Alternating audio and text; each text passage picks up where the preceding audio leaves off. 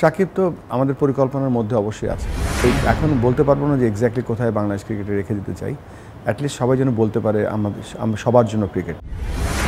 আমি গত বিপিএলে তো সম্পৃক্ত ছিলাম না, আমি জানিও না, তবে আমি দেখেছি যে আরও বেটার করতে পারতাম হয়তো বিপিএলে। এই ঈদে জামা জুতো অ্যাক্সেসরিজের ডিসকাউন্ট। দর্শক, স্বাগত জানাচ্ছি চ্যানেল আইএ। আজকে আমাদের সাথে আছেন বাংলাদেশ ক্রিকেট বোর্ডের সদ্য দায়িত্বপ্রাপ্ত ও বাংলাদেশের প্রথম টেস্ট সেঞ্চুরিয়ান ও সাবেক অধিনায়ক আমিনুল ইসলাম বুলবুল। আজকে তার কাছ থেকে জানার চেষ্টা করব বাংলাদেশ ক্রিকেট নিয়ে তার ভিশন। কয়েক বছর ধরে বাংলাদেশের ক্রিকেটের পারফরমেন্সটা নিম্নমুখী, এটা আপনার কাছে কেন? বাংলাদেশ যে 3টা ফরম্যাটে ক্রিকেট খেলে, টেস্ট ক্রিকেট, 50 ওভারের ক্রিকেট এবং টি-20 ক্রিকেট, সব জায়গায় আমার কাছে মনে হচ্ছে যে আমাদের ইমপ্রুভ করার জায়গা আছে অনেক।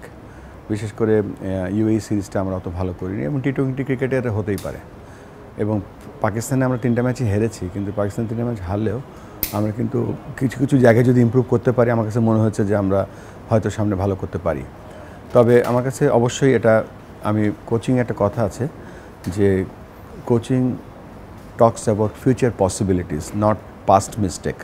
এই পাস্ট মিস্টেক থেকে যদি আমরা শিখতে পারি, তাহলে হয়তো এই হারগুলোই আমাদের পরবর্তীতে শক্তি হয়ে রূপান্তরিত করবে।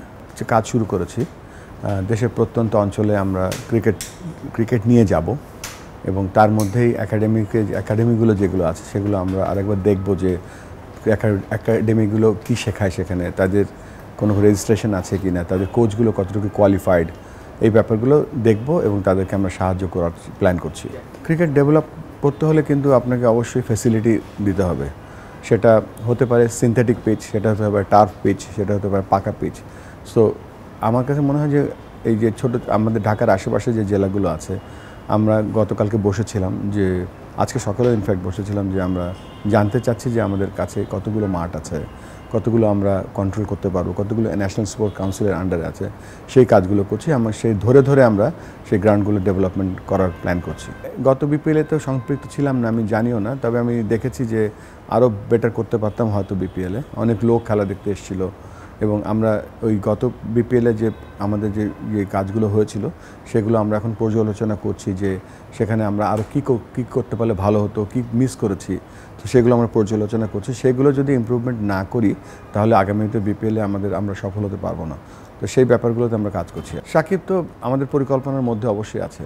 সাকিব তো এখনও রিটায়ার করেনি এবং টেস্ট ক্রিকেট থেকে রিটায়ার করতে চেয়েছে, তো পরিকল্পনার মধ্যে আছে। এটা ডিপেন্ডিং অন আমাদের সিলেকশন কমিটি আছে, সিলেক্টর যদি ভাবে যে হি ইজ অ্যাভেলেবেল, আমরা চেষ্টা করবো সেই ব্যাপারটাতে। তবে এটা সম্পূর্ণ সিলেক্টরদের হাত। আপাতত আমি প্রত্যেকটা দিনের প্রত্যেকটা ঘন্টা হিসাব করে কাজ করছি এবং রাতের বেলাও খুব কম ঘুমাচ্ছি, এই জন্য যে আমার কাজে যে ব্যস্ততা, এত বড় দায়িত্ব, সো দায়িত্বগুলো আগে শুরু করি, তারপরে আমি বলতে পারবো। বাংলাদেশ ক্রিকেট খেলছে 1971 থেকে এবং সারা জীবন খেলবে। এখন বলতে পারবো না যে এক্স্যাক্টলি কোথায় বাংলাদেশ ক্রিকেটে রেখে দিতে চাই। অ্যাটলিস্ট সবাই যেন বলতে পারে সবার জন্য ক্রিকেট।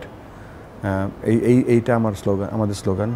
সবাই ক্রিকেট খেলবে, সবাই ক্রিকেট জানবে এবং ক্রিকেটের যে ভ্যালিউসগুলো আছে, সেই ভ্যালিউসগুলো দিয়ে যে আমরা শুধু ক্রিকেটার না, বাংলাদেশের ভালো নাগরিক তৈরি করতে পারি, সেটাই আমাদের লক্ষ্য। টেস্ট ক্রিকেটটা আমরা ভালো করতে পারিনি, আমি এগ্রি করি। এখানে আমি কাউকে দায়ী করব না, তবে আমাদের যে ঘরোয়া ক্রিকেট আছে, ঘরোয়া ক্রিকেটকে আমাদেরকে আরও প্রতিযোগিতামূলক করতে হবে, আরও আকর্ষণীয় করতে হবে, তাহলেই হয়তো আমরা টেস্ট ক্রিকেটে ভালো খেলতে পারবো। কেননা টেস্ট ক্রিকেটটা কিন্তু সবথেকে কঠিন খেলা এবং কঠিন খেলার জন্য সেই কঠিন প্রস্তুতি আমরা কতটুকু ডোমেস্টিক্যালি নিচ্ছিলাম, সেই দিকগুলো আমরা পরখ করব। তবে আমাদের ওই জিনিসগুলো ভালো করতে হলে আমাদের অনেক কাজ বাকি আছে, এখন সেই কাজগুলোতে আমাদের ফোকাস করতে হবে।